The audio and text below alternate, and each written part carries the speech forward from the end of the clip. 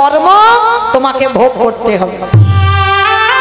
কারোর জন্য তুমি সুখী নয় আর কারোর জন্য তুমি দুঃখীও নয়। যদি বলো এ কথাটা আমি বলছি না, একটা 5 বছরের ছেলে যাকে বাবা কত রকম করে মারার চক্রান্ত করেছিল জানো? হ্যাঁ, পাগলা হাতির পায়ের তলায় ফেলে দিল, ছেলেটা মরলো না। জ্বলন্ত আগুনে ফেলে দিল, ছেলেটা মরলো না। পাহাড় থেকে ফেলে দিল, ছেলে তবুও মরলো না। বিষধর সাপের মুখে ছেলেটা ফেলে দিল, তবু ছেলেটা মরলো না। বলো তো ছেলেটাকে? প্রহ্লাদ। ভাগবতী প্রহ্লাদ মহারাজ একটা ছোট্ট 5 বছরের ছেলে। তবে বাবা 5 বছরের ছেলে হরিভক্ত এমনি এমনি নয়। কেন হলো?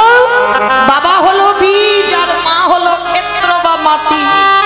বীজ বপন করে দেবে, মাটিটা যদি নোনা লেগে যায় মাটির ফসল জীবনে ভালো হবে না।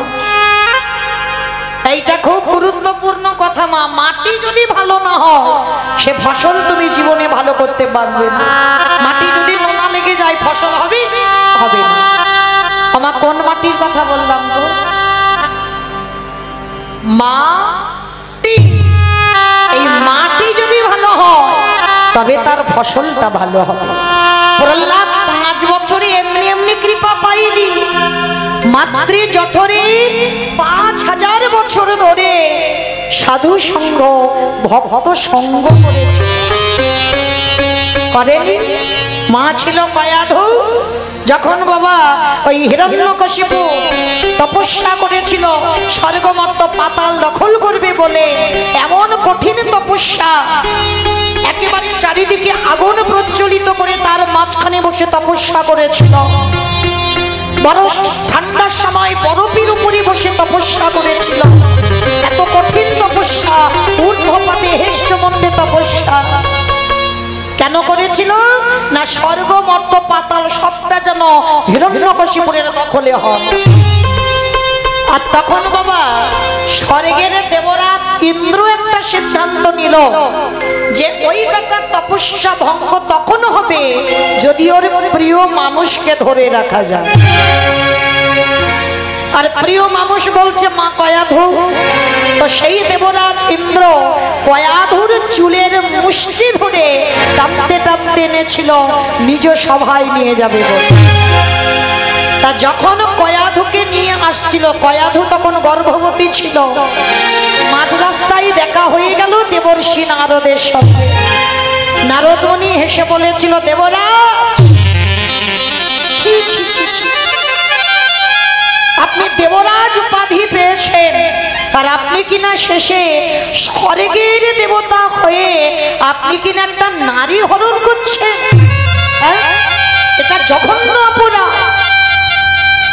তখন ওই যে দেবরাজ ইন্দ্র নারদকে বলেছিল, তাহলে এখন আমি কি করব? বলে ফেলে দাও মেয়েটাকে, ছেড়ে দাও, এটা ঘোর অন্যায়। আর কোন নারীর মা মনে রাখবে চুলির মুষ্টি কোনোদিন ধরতে না, তাতে আয়ু ক্ষয় হয়। আমার কথা নয়, হয়েছিল কার জানো? ত্রেতা যুগে রাবণ রাজা সীতামার চুলের মুষ্টিটা ধরে এনেছিল। তার জন্য তো 1 লক্ষ ছেলে 1.25 লক্ষ নাতি, বংশে বাতি দেওয়ার মতো কেউ ছিল না। তাড়াতাড়ি সব একেবারে নির্বংশ হয়ে গেল। কোনদিন নারী জাতির কেশ ধরতে নেই, আয়ু ক্ষয় হয়ে যায়। এইবার যখনই ওই কেশ ধরে নিয়ে যাচ্ছে, নারদ বলে বলেন ছেড়ে দাও। দেবরাজ তুমি জানো না ওই মেয়েটার গর্ভে এমনই একটা সুসন্তান আছে যার জন্য তোমার স্বর্গ তোমার থাকবে।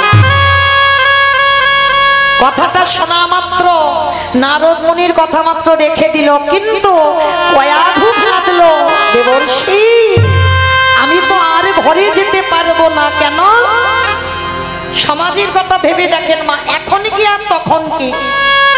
যদি কোনো নারী জাতিকে রাতের অন্ধকারে ঘর থেকে তুলে নিয়ে জঙ্গলে যদি ছেড়ে দেওয়া যায়, এই সমাজ তাকে সতী নারী বলবে?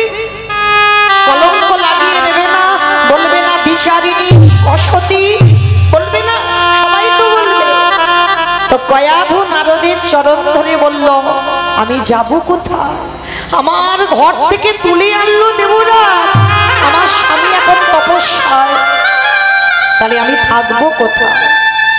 নারদ মুনি বলেছিল, মা এই আশ্রমে তুমি কটা দিন থাকো, আর আশ্রমে শুধু থাকবে না, সাধুদের সেবা করো, একটু তুলসী চয়ন করবে, পুষ্প চয়ন করবে, চন্দন ঘষে দেবে, পূজার আয়োজন তুমি করে দেবে।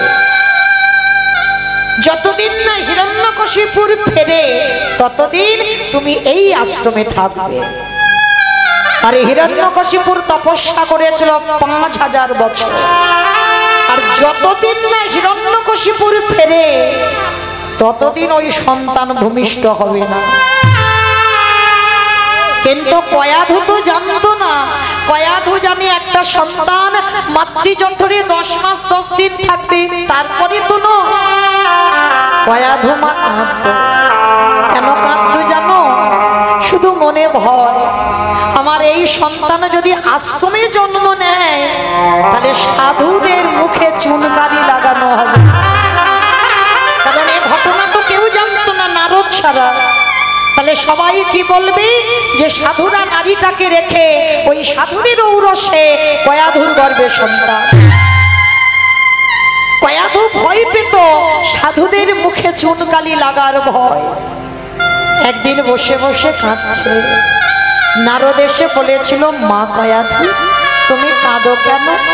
কয়াধু বলেছিল, নারদ তুমি না ভগবানের সঙ্গ করো, তুমি কি সত্যি জানো না আমার কাঁদার কারণ কি? তখনই বাবা ওই নারদ মুনি বলেছিল, আমার নাম নারদ, আমার কথা হয় নারদ, আমি যেটা বলবো সেটাই হবে। কথা দিলাম, ওর বাবা যতদিন না তপস্যা করে ফেরে ততদিন ও সন্তান তোমার গর্ভ থেকে ভূমিষ্ঠ হবে না। তাহলে লক্ষ্য করুন, ছেলে কি এমনি এমনি ভক্ত হয়েছে? 5000 বছর সাধু সঙ্গ করেছে, 5000 বছর ওই চন্দন ঘষে দিল, পুষ্প চয়ন করে এনে দিল, তুলসী পত্র চয়ন করে এনে দিল, সর্বদা ভগবানের সান্নিধ্যে ছিল। তাহলে যে নারী গর্ভে সন্তান নিয়ে আচরণ যেমন করবে, তার সন্তান তো বাবা পরবর্তীতে সেই দিকে ধাবিত। মা যদি কৃষ্ণ প্রসাদী পায়, সন্তানও পায়। মা যদি কানে কৃষ্ণ নাম ছাড়া আজে বাজে গান কোনো কিছু না শোনে, ও সন্তান ভূমিষ্ঠ হয়ে সেই পথে ধাবিত হবে। আমার কথা নয়, প্রমাণ মহাভারতে অভিমন্যু। একটা কথা আমার বানানো কথা নয়। কি বাবা? অভিমন্যু ছিল আগম নিগমের কথা। এই জায়গায় তো প্রমাণ, মা ঘুমালে ছেলে ঘুমায়, তাই না? অর্জুনের মুখ থেকে যখন আগমের কথা, মানে কি করে চক্র ঘুরে প্রবেশ করতে হয় শুনলো, আর তখন মায়ের ঘুম এসে গেল। গর্ভে থেকে অভিমন্যু বারবার বলছিল, মা তুমি একটু জেগে থাকো, আর একটু ধৈর্য ধরো, কারণ তুমি যদি ঘুমিয়ে পড়ো আমার বাবার মুখ থেকে আমার কান্না আসবে না, কি করে চক্রগ্রহ থেকে বার হতে হয়। কিন্তু ছেলে যদি গর্ভে কাঁদে, মা কি শুনতে পায়? ঘুমিয়ে পড়ল, আর মা সুভদ্রা ঘুমলো বলে অভিমন্যু ঘুমিয়ে পড়ল। এসে গেল যার জন্য বাবা সেই কাল একটা দিন। মাত্র 16 বছর বয়স ছিল অভিমন্যু। 7টা রথি মিলে একটা একটা করে অভিমন্যুর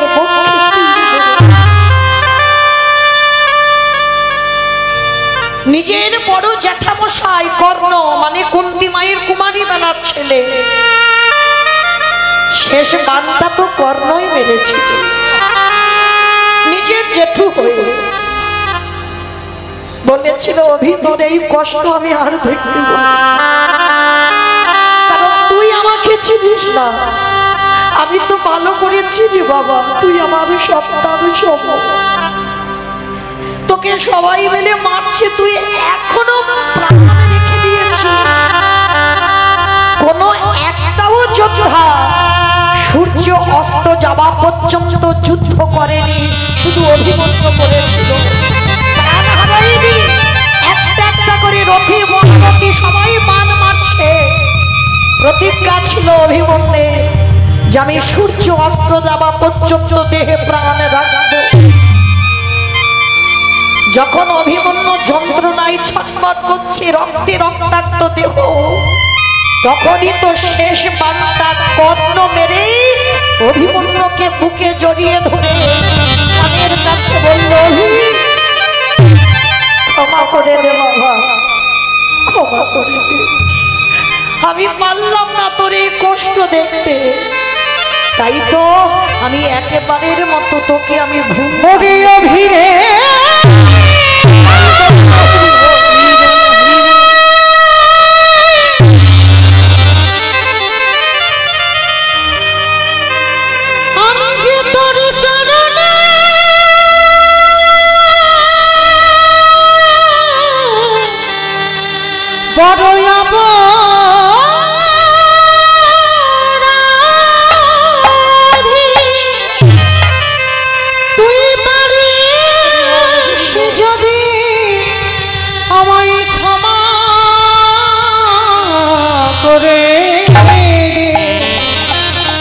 ওরে খোকা রে, ওরে খোকা রে। অভিমন্যু মরার আগে একটা কথা বলে গেল, মা আমার মৃত্যুর জন্য জগতে কেউ দায়ী নয়, আমার মৃত্যুর জন্য আমার মা দায়ী। অভিমন্যু জগৎকে শেখালো, প্রত্যেকটা মাকে গর্ভের সন্তান নিয়ে মায়ের চলা বলা, উপরে সন্তানের পরবর্তীটা নির্ভর করে। তাহলে আজকে সেই প্রহ্লাদ 5000 বছর মাতৃ জঠরে ছিল। তাহলে যে মার গর্ভে থেকে বাবা সাধু সঙ্গ, গুরুচরণ, ভক্ত সঙ্গ করে, সে সন্তান কি কোনোদিন খারাপ হয়? মাটিটা ভালো বলেই তো ফসল ভালো। প্রহ্লাদ এমনি এমনি ভক্ত নয়। যখনই হিরণ্যকশিপুর এলো তারপরেই প্রহ্লাদের জন্ম হয়েছিল। কিন্তু শুধু জন্মালো না, ছোটবেলা থেকেই হরিভক্ত। ছোটবেলা থেকে পাঠশালায় দিয়েছি, সেখানে বাবা ও পড়াশোনা কিছু ভালো লাগে না, সব সময় কৃষ্ণ নাম, বন্ধুদের নিয়ে খেলা, সেটাও কৃষ্ণ নামের খেলা, কিছু ভালো লাগতো না। আর সেই প্রহ্লাদ যখন হরিভক্ত হয়ে এলো, বাবা কত রকম করে ছেলের মারতে চাইলো, মরেছিল কি? মরেনি। শেষে একটাই পদ অবলম্বন করেছিল ছেলেকে মারবার জন্য। কি পদ জানো? মা কয়াধুকে ডেকে বলেছিল, কয়াধু সত্যি করে বলো, তুমি তোমার ছেলেকে বেশি ভালোবাসো না তুমি আমারে বেশি ভালোবাসো? ও মায়েরা, খুব কঠিন পরীক্ষা এটা। কারো স্বামী যদি জিজ্ঞেস করে, বলো তো তুমি তোমার ছেলেকে বেশি ভালোবাসো না আমার বেশি ভালোবাসো, বলো মা, তোমরা কি বলবে? ভেবে বলবে, হরিবাসরে মিথ্যা বলতে নেই, আর লোক দেখানি কথা যেন না হয়, যেটা বলবে সেটা যেন ঠিক হয়, হৃদয় দিয়ে বলবে। ছেলে বেশি ভালোবাসো না স্বামী বেশি ভালোবাসো? দুজনকে। ওটা মন রাখা কথা, মানে কেউ যাতে চটে না যায়। বলো বলো বলো। ছেলেকে বেশ, মন থেকে বলছো তো? বেশ। আর অনেকে বলতে পারছে না বাবা, কেন জানো? হয়তো স্বামী কোথাও বসে আছে, সে কিন্তু দেখছে তার বউয়ের দিকে, দেখি আমার বউটা কি বলে। আর যদি একবার শোনে যে সে বলেছে আমি ছেলে ভালোবাসি, বাড়িতে গেলে মৌমিতার কীর্তন শোনা ব্যবস্থা হয়ে যাবে। মায়েরা কথা বলতে হবে ভেবে বিচার করে। বেশিরভাগ মা বলবে, যদি এখানে ভোট করা হয় বেশিরভাগ মা বলবে আমি সন্তান ভালোবাসি। তবে মা স্বামী ভালোবাসি না, বাসি। স্বামী যদি 19 হয় সন্তান 20 হবে, একটু বেশি হবে। কেন? আমি তো মা, ওই জন্য আমি আমার দিক দিয়ে বললাম যে মা 10 মাস 10 দিন গর্ভে যাতনা পায়, সে মা জানে ওই নারীর বেদনাটা কত।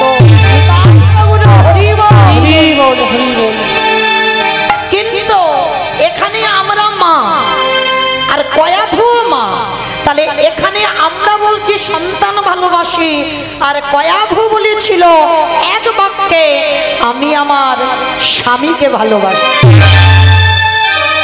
কেন এই জায়গাটা উল্টে গেল? কেন কয়াধু বলছি স্বামী আর আমরা বলছি সন্তান? কেন? কয়াধু জানো, যে ছেলেকে পাগলা হাতির তলায় ফেলে দেয় ছেলে মরে না, যে ছেলেকে জ্বলন্ত আগুনে ফেলে দেয় ছেলে মরে না, যে ছেলেকে পাহাড় থেকে ফেলে দেয় ছেলে মরে না, যে ছেলেকে বিষধর সাপের বুকে ফেলে দেয় ছেলে মরে না। তার মানে আমার ছেলের সঙ্গে কেউ নেই, কিন্তু আমার ছেলের সঙ্গে তার হরি বন্ধু আছে। কিন্তু কয়াধু বলে উঠল আমার স্বামী যে বড় অসহায়, ওর কাছে তো কেউ নেই, তাই আমি আমার ছেলের পক্ষ নয়, আমি স্বামী তোমারে ভালোবাসি। বাহ কয়াধু বাহ, তুমি আমারই ভালোবাসো, তাহলে আমারে যদি ভালোবাসলে তাহলে দাও। ছেলে 3 রাত কিছু খাইনি, কারাগারে বন্দি করেছে, হরিনাম করেছে বলে ছেলেকে একটু খাইয়ে এসো। কি খাওয়াবো গো স্বামী? তোমার ছেলে তো নাড়ু ভালোবাসে, যাও আমি বানিয়েছি তোমার প্রহ্লাদের জন্য নাড়ু, একটু খাইয়ে এসো। স্বামী তুমি নাড়ু বানিয়েছো? হ্যাঁ, কি করে বানালে, কি দিয়ে বানালে? কোনোদিন তো দেখিনি। শোনো কয়াধু, এর বাইরে আছে ছানা দেওয়া, বাইরে আছে মাখন, আর এই নাড়ুর ভিতরে আছে কালপুর। বলো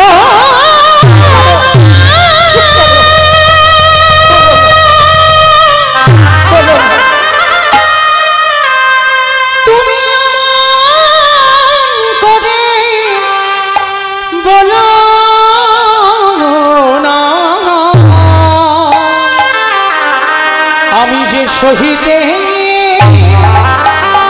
পারিব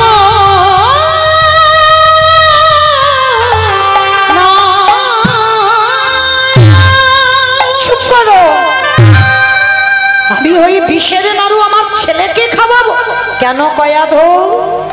এই তো বললে তুমি আমারে বেশি ভালোবাসো, যাও খাইয়ে এসো। কোনো মা পারবে? কয়াধু মা গেল,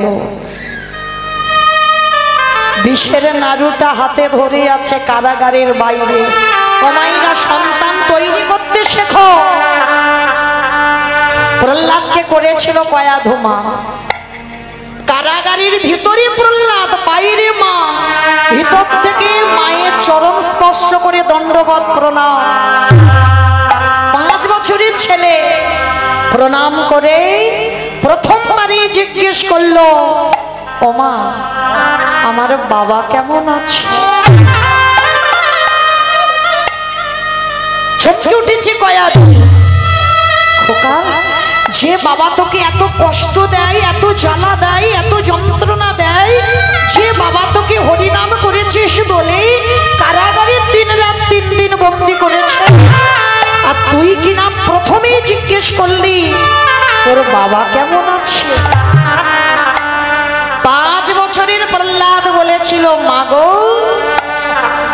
কে বলেছে তোমার আমার বাবা আমারে কষ্ট দেয়?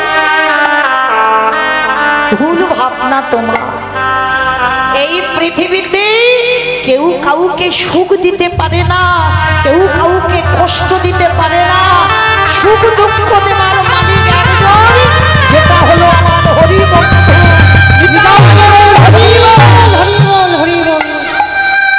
জগতে কে সুখে থাকবে কে দুঃখে থাকবে তার ভাবনা কোনো মানুষ করে না, করে আমার হরি বন্ধু। মাগো, আমার হরি বন্ধু চেয়েছে আমি তিন দিন কষ্ট পাবো, আমি খাবো না, আমি জ্বালা পাবো, আমি যন্ত্রণা পাবো, তাই তো আমি কারাগারে বন্দী আছি। হঠাৎ দেখতে পেল প্রহ্লাদ মার হাতে নাড়ু, আর প্রহ্লাদ খুব নাড়ু খেতে ভালোবাসে। ও মা, ও মা, তুমি নাড়ু এনেছো? ও মা, আমি কিছু বলতে পারিনি কাউকে, কিন্তু আমার বড্ড খিদে পেয়েছে। দাও না মা আমার একটা নাড়ু। একটা নাড়ু খেয়ে যদি জল খাই আমার পেটটা ভর্তি হয়ে যাবে। একটা নাড়ু দাও না। না না বাবা না, খবরদার ওই নাড়ু খাবার কথা বলিস নি। ও মা, তুমি না আমার মা, তুমি বলো না মা, একটা ছেলে যদি 3 দিন 3 রাত কিছু না খায় কত কষ্ট হয়। একটা দাও না মা। না খোকা, আমি এ নাড়ু তোকে দিতে পারবো না। তুই যদি কেঁদে মরেও যাস আমি এ নাড়ু দেব না। প্রহ্লাদ খিদের জ্বালায় কারাগারের ভিতর থেকে ওই হাতটা বের করে থালা থেকে একটা নাড়ু কেটে, যেই প্রহ্লাদ নাড়ুটা নিল কারাগারের দরজায় ওই গয়া ধুমা অচৈতন্য হল। কেন? সব নয়নে ভগবান দেখা যায় না। দন্তেশ্বর সব মানে সর্বস্ব। আর এখানে যারা বসে আছো, দাঁড়িয়ে আছো, কীর্তনিয়া সম্প্রদায়, সব হলো তালবেশ, সব মরা। এ মরা দুটো চোখে ভগবত দর্শন হয় না। এই চোখ বন্ধ করতে হবে। তোমার কপালে একটা চোখ আছে যেটা জ্ঞান চোখ। গুরু আশ্রয় দিয়ে কুলকুণ্ডলী জাগরিত করে আটটা চোখটা খুলে দিলে তুমি দেখতে পাবে যা আছে বিশ্ব ব্রহ্মাণ্ডে তাই আছে তোমার দেহ ভাণ্ডে।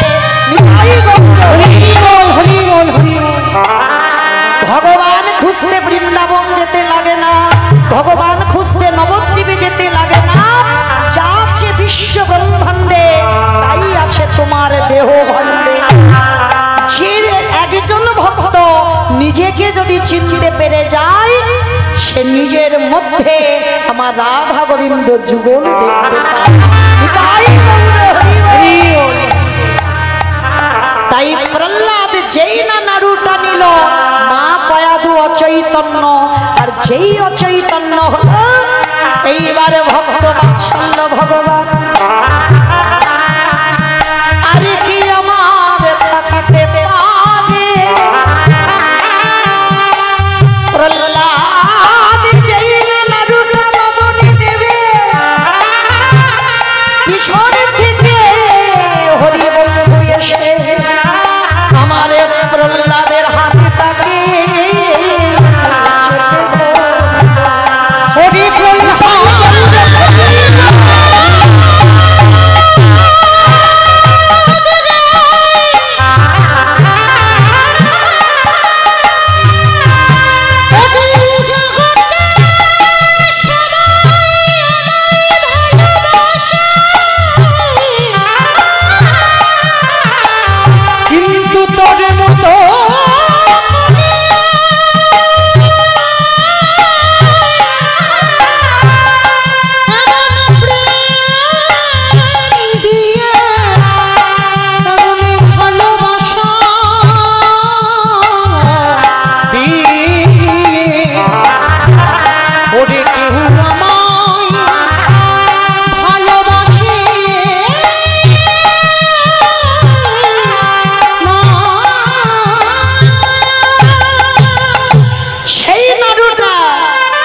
প্রহ্লাদের কাছ থেকে নিয়ে ভিতরের বিষটা ভগবান সেবা করল, আর আজকের প্রহ্লাদ বাইরের মাখনটা সেবা করল।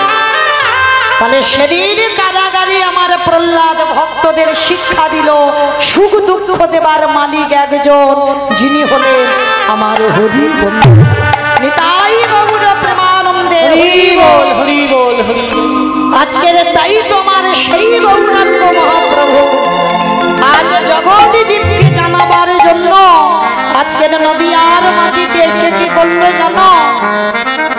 ওগো খেলয়ে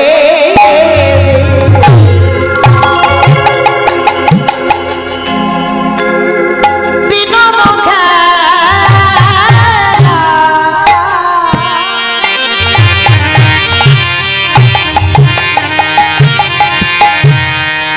ওগো গোরাম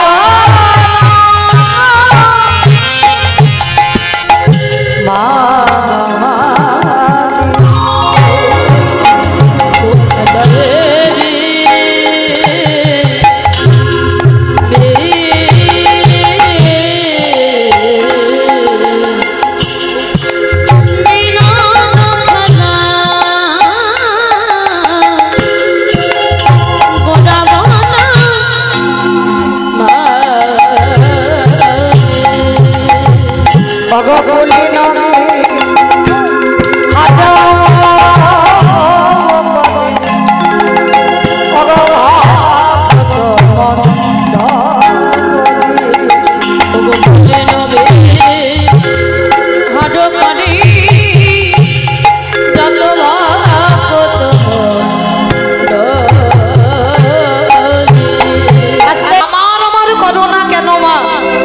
এসেছো তুমি খালি হাতেই, যেতে হবে তোমার খালি হাতে।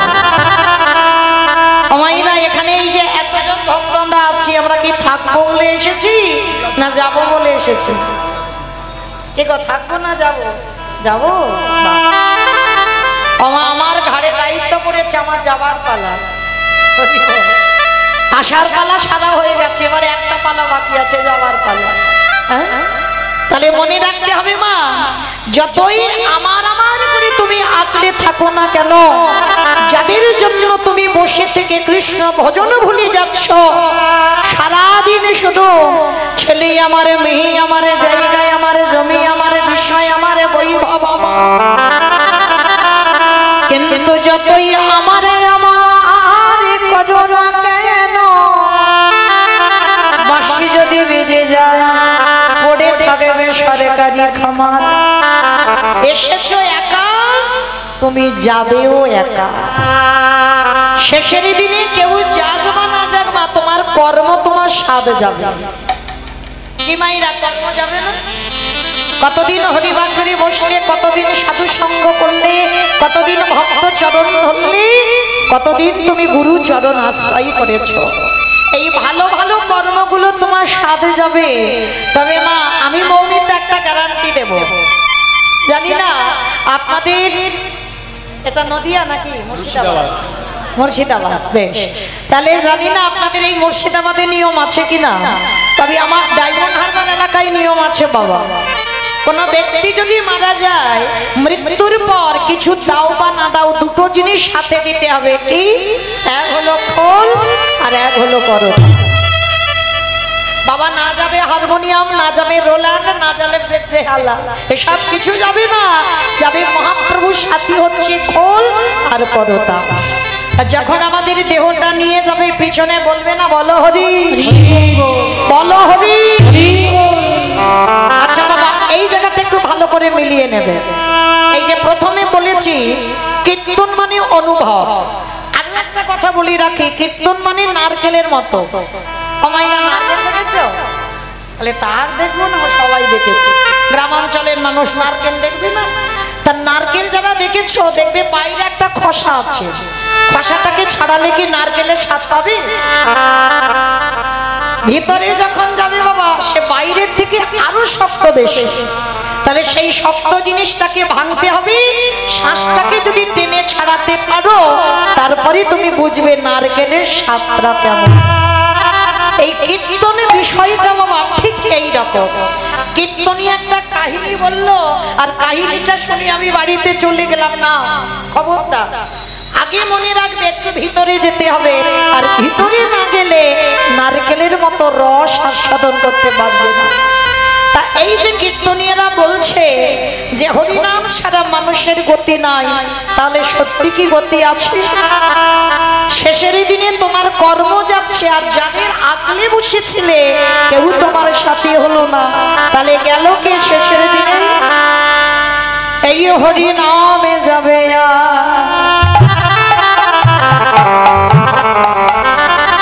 আমাদের পচা দেহ,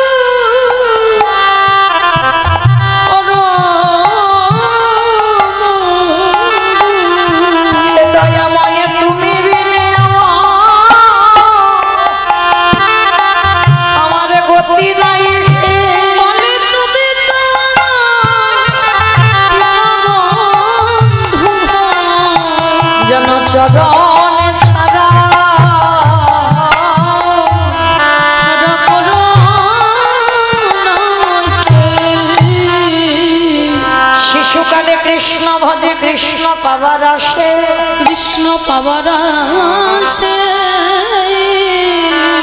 অগ যৌবনেতে কৃষ্ণ ভজে আসে বা না আসে, আসে না আসে, অগ বৃদ্ধকালে কৃষ্ণ ভজে জমে রহ তখন আসে। হরি বল মায়েরা, আজ আমাদের বিষয়টা বাবা একদিকে থাকবে লীলা আর একদিকে থাকবে বাবা দেহ তত্ত্ব।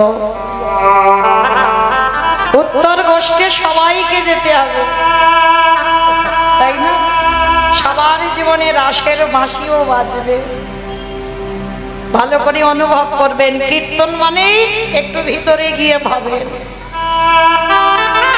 প্রত্যেকের জীবনে উত্তর গোষ্ঠ হবে, ফিরতে তো হবে বাবা। কিন্তু মহাজনেরা বলছেন শিশুকালে কৃষ্ণ ভজে কৃষ্ণ পাওয়ার আসে, যৌবনেতে কৃষ্ণ ভজে আসে বা নাই আসে, বৃদ্ধকালে কৃষ্ণ ভজে জমেরও তর আসে। শিশুকালে ভজন করতে বললেন, শিশুকাল মানে সকাল বেলা। ভালো করে দেহতত্ত্বের দিকে ভেবে দেখেন বাবা, সবার জীবনে আমাদের সকাল ছিল না কি বাবা? সকাল ছিল কি না? বাল্যকাল যখন আমরা ধরাই এলাম, ওটা হচ্ছে বাবা আমাদের কুড়ি ফুল। ওই কুড়ি ফুলটা গোবিন্দ সেবায় লাগে কি বাবা? লাগে। ছোট ছোট বাচ্চাদের নিয়ে কীর্তন আসরে বসবে, ওরা বসে ঠিক কথা, বাবা মা এসেছে, দাদু ঠাকুমা এসেছে, বসতে হয় বসে, কিন্তু সেই অভিজ্ঞতা কি আছে? ওটা সকাল বেলা, শিশুকাল। শিশুকালে ভজন হয়, ঠিক ঠিক ঘরে ভজন হয় না। যেমন আর একদিকে বলছি বাবা, কুড়ি ফুলে গোবিন্দ সেবা হয় না। হয় কি? কুড়ি ফুলে গোবিন্দ সেবা হবে না মা। গাছ থেকে কুড়ি ফুল তুলে গোবিন্দ চরণে দেওয়া যায় না, নিষিদ্ধ। সে ফুল গোবিন্দ গ্রহণ করে না। আর বাসি ফুল তো লাগবেই না সেবায়। কি মায়েরা, বাসি ফুল মানে বুঝেছে?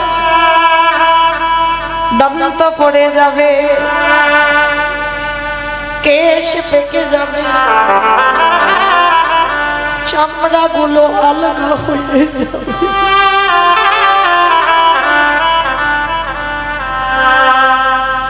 এ দেহে কৃষ্ণ ভজন হবে না।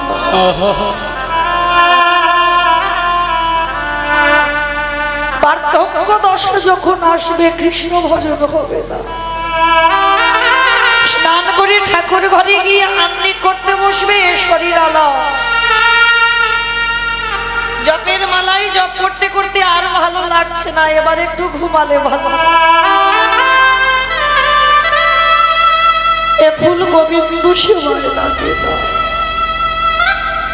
মহাজনেরা বলছেন এটা বাসি ফুল, গোবিন্দ সেবায় লাগবে না। তাহলে সেবা দেবে কোন ফুল? যে ফুলটা বাবা আজকের গাছে ফুটেছে, আর আজকের ফোটা ফুল সব আমাদের যৌবন। এটা আমার কথা নয় বাবা, আমার গোবিন্দ রাধারানীকে বলে রেখেছে, রাধে গো আমি যৌবনে বড়,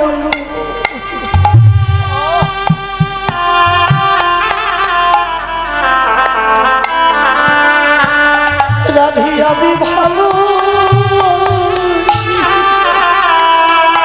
বলে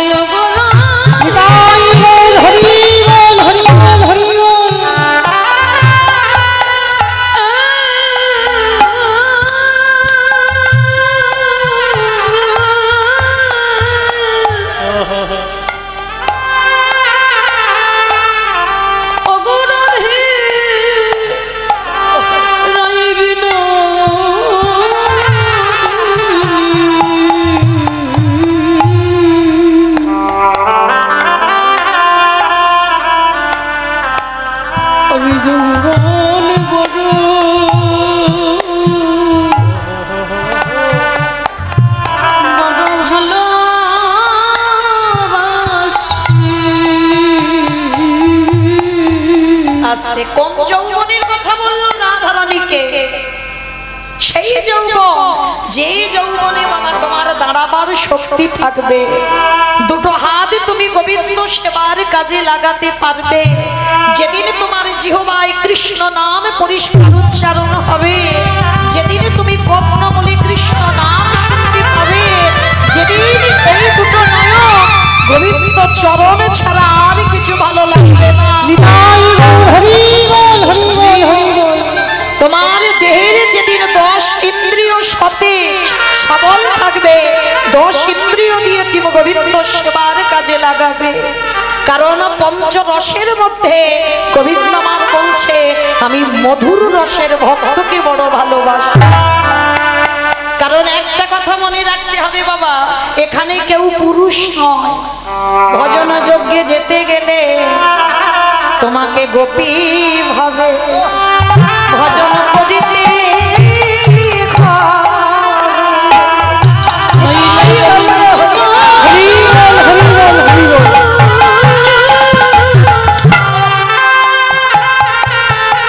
ওই গোবিন্দ পেতে হলে গোপী ভাবে যেতে হবে। যত যত মহাজনীরা সবাই বাবা গোবিন্দ সেবা করেছে, যখন ভজন যজ্ঞে বসে সবাই কিন্তু গোপী ভাবেই বসে, পুরুষ ভাবে ভজন হয় না। ভজন করতে গেলে তোমাকে মনে করতে হবে আমি বৃন্দাবনের একজন ব্রজগোপী, আর ব্রজগোপীর আনুগত্যে যদি তুমি ভজন করো তোমার ভজন হবে সঠিক। তাই রাধারানীকে বলেছিল, রাধে আমি যৌবন বড় ভালোবাসি।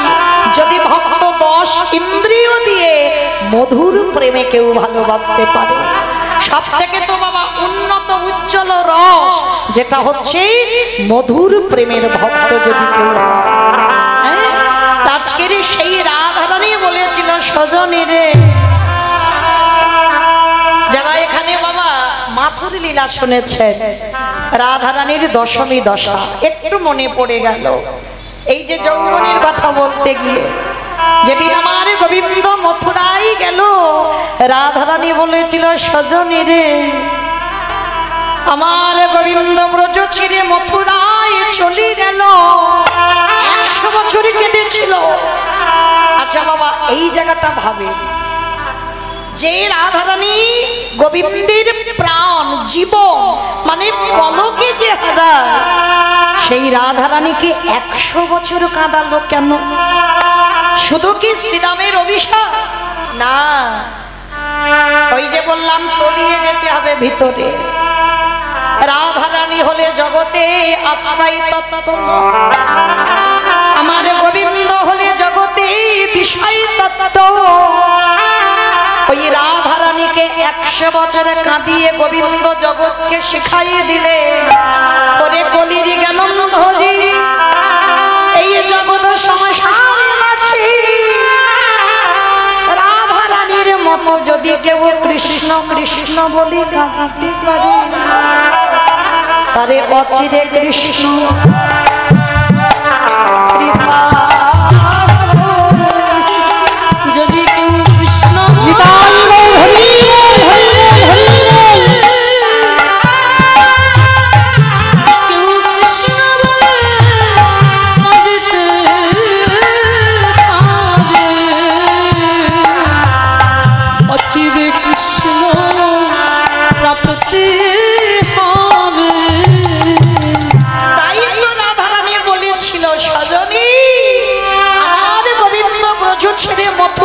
চলে যে গেল, যেদিন আসলে বোঝে, সেদিনে যদি দেহে যৌবন খানা না থাকে, বলো বলো সজনী রে, আমি কি দিয়ে গোবিন্দ। হরি বল হরি। একটু জেনারেটরটা চালিয়ে রাখেন দাদা, বারবার তো একটু ভাবচ্যুত হয়ে যায়, ভালো লাগে না, রস চলে যাবে আর ভালো লাগে। হরি বল, একটু চালিয়ে রাখেন জেনারেটরটা। রাধে। তাই রাধারানী বলল, সজনী রে, আমার গোবিন্দ যদি কোনোদিন ব্রজ থেকে ওই মথুরা থেকে ব্রজধামে ফিরে আসে, থাকে। কত অনুরাগের কথা দেখো সজনী রে, আমি কি দিয়ে গোবিন্দে আমি সেবা দিব। 6:30 থেকে 8টা পর্যন্ত খাবার বন্ধ থাকবে। আমার মধুজি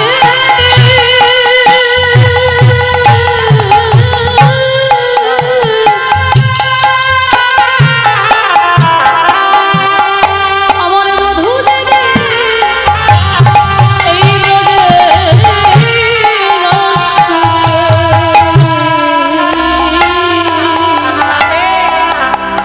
ওরে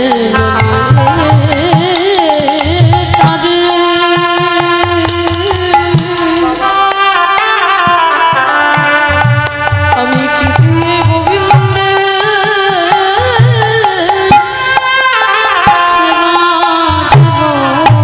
আস্তে তো মাইরা, এই যে আমরা ভগবানের উপরে দোষারোপ করি তাই না, আমার জীবনে এত কষ্ট, অমুকের জীবনে এত সুখ, না, দোষ কাউকে দিও না।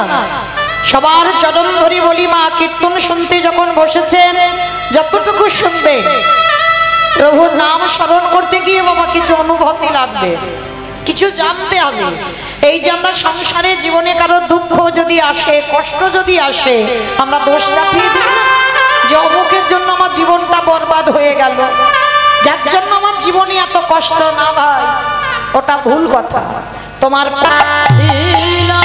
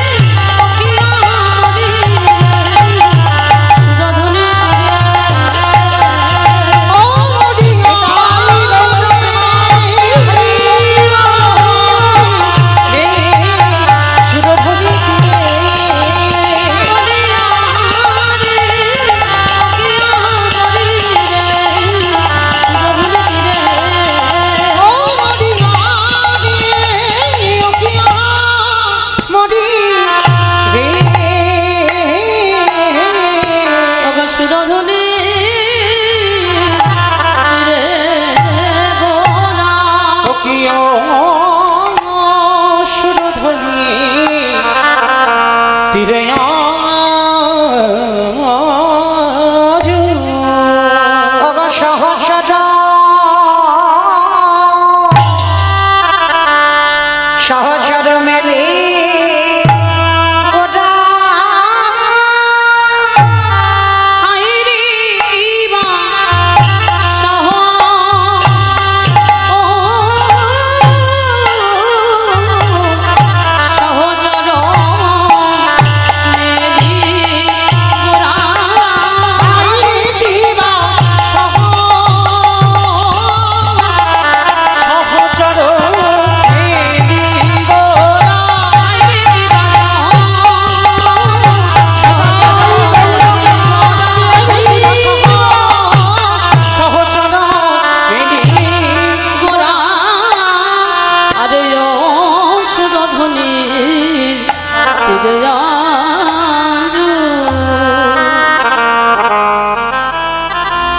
আজ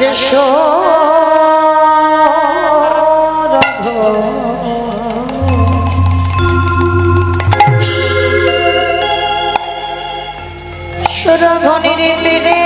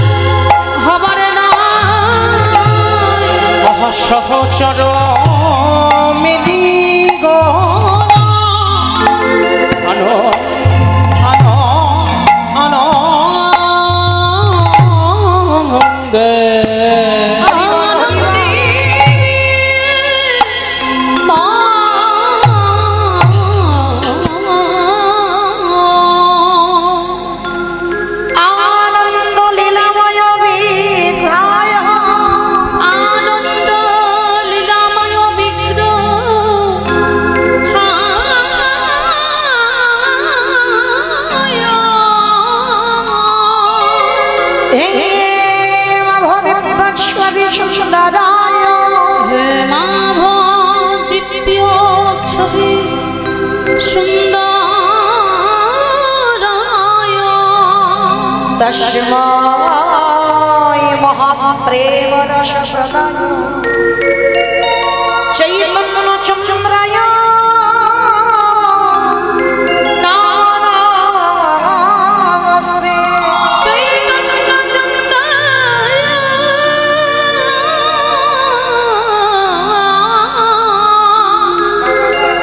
নমো নমস্তে। এই জীবের নিস্তার লাগে নিস্তার লাগে আমাদের নন্দ সুদহরি আমাদের নন্দ সুত এই ভুবনে প্রকাশ পাইল। ভুবনে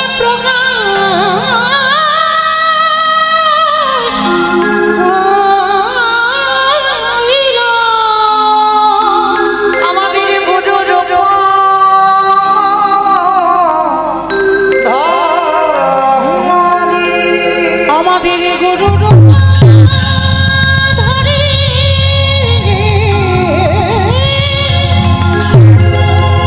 আমাদের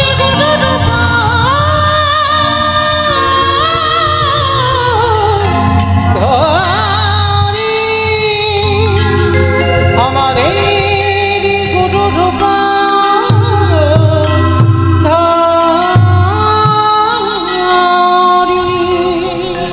অগয় আমার আমার প্রাণ গো আমার প্রাণ গো এই নদী গার ভাগা কাশে এই নদিয়ার ভাঙ্গা হাসি সচিবার ভস্ম মাঝে সতের ভূষণ মাঝে আমার প্রাণ গরু দয় করে তাই হরি বল।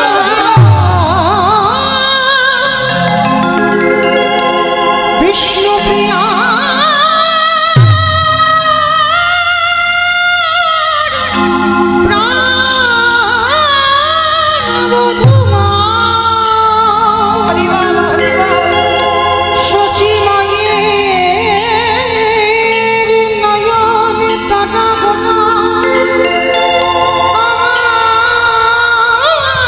হরি বল, হরি বল। এই কলি হত জীবী উদ্ধারে লাগি গোড়ায় আমারে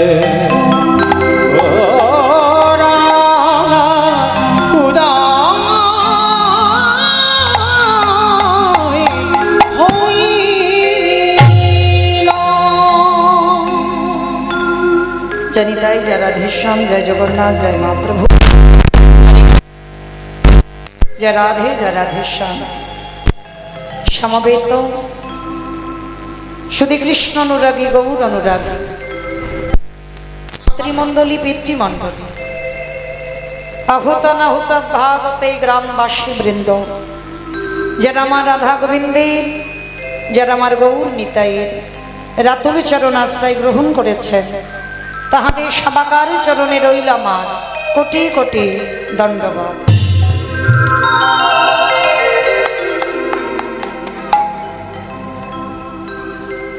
তারপরে জানাই এখানে যত সাধুগুরু ব্রাহ্মণ বৈষ্ণব আছেন, তাহাদের পাদ পদ্মে রইল আমার ভক্তিপূর্ণ দণ্ডবত প্রণাম। তারপরে জানাই বাবা আমি আমার শিক্ষাগুরু, আমার দীক্ষাগুরু, আমার পিতা মাতার রাতুল চরণে রইল ভক্তিপূর্ণ দণ্ডবত প্রণাম।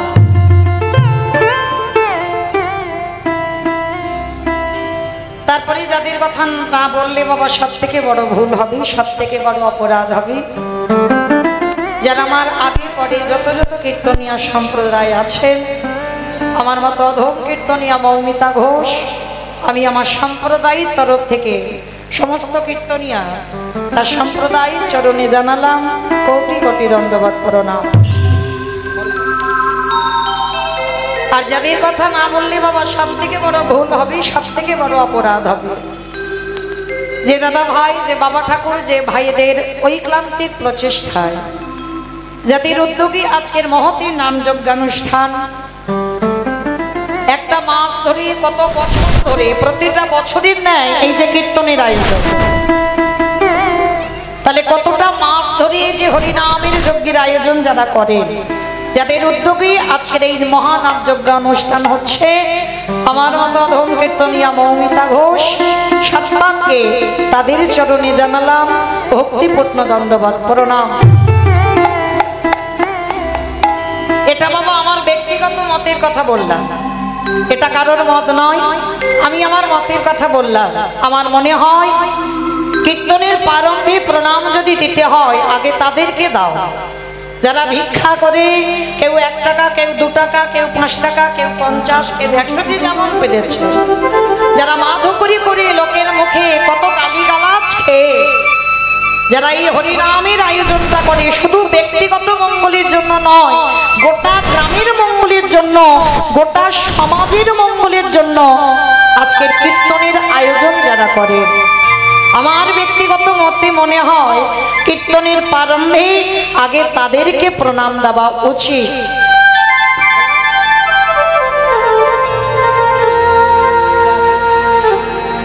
তাহলে কীর্তনের প্রারম্ভে বাবা আগে তাদের চরণে প্রণাম জানিয়ে, তবে এটাও আমাদের বুঝতে হবে যে আমরা প্রণাম দেব কেন। এই যে যারা উদ্যোগ করে হরিনামটা করছে, প্রণামটা দেব কেন, তার একটা কারণ মনে রাখতে হবে মা, আমাদের সবাইয়ের জানা দরকার এটা কলিযুগ।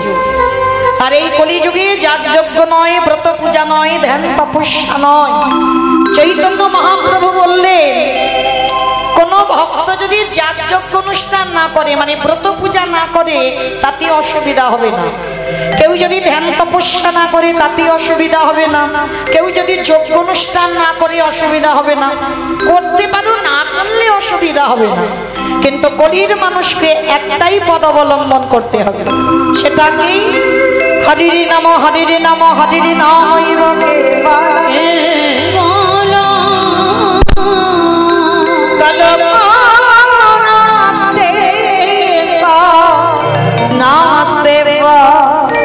নাস্তে গতির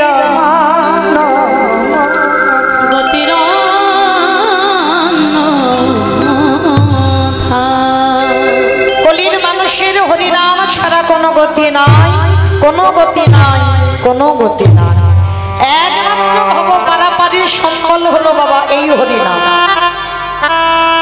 আপনারা প্রশ্ন করতেই পারেন, মৌমিতা কত সকাল থেকে যত যত কীর্তনীয় আসছে, ও সবাই একটা কথা বলে যাচ্ছে, বলে হরিনাম শোনো, হরিনাম গাও, একাদশী করো, ভগবানের চরণে তুলসী দাও, তুলসী গাছে জল দাও, ও ছাড়া কলির মানুষের পদ নাই। কিমা বলছে না, যত যত কীর্তনীয় আসবে ওই একটাই কথা বলবে, গোবিন্দ চরণ ছাড়া আর তোমার আপন কেউ, বলবে কি না? কিন্তু মাইরা আমরা কীর্তনীয়ারা বলবো, আর আপনারা শুধু কানে শুনে বাড়িতে চলে যাবেন, হবে না। একটু অনুভব করতে হবে, হৃদয়ঙ্গ করতে হবে, কথাটা মেলাতে হবে না বাস্তবে। এই যে কীর্তনীয়ারা বলে যাচ্ছে বাবা হরিনাম ছাড়া মানুষের গতি নাই, সত্যি কি গতি আছে?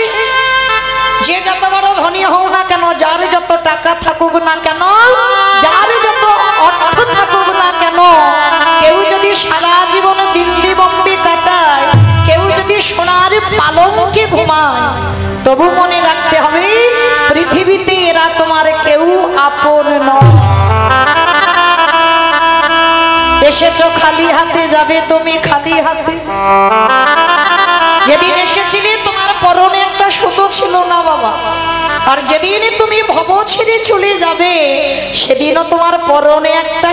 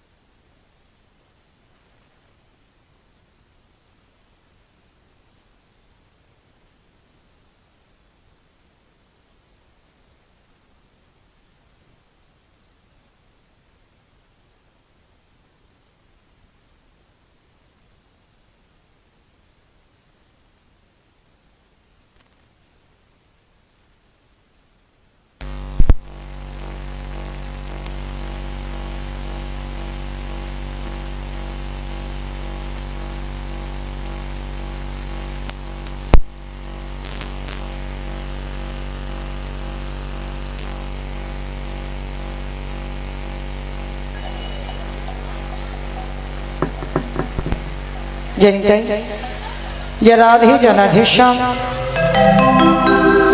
निताई गौर कृष्ण प्रेमानंदे हरि बोल। হরি বল হরি। তাহলে যত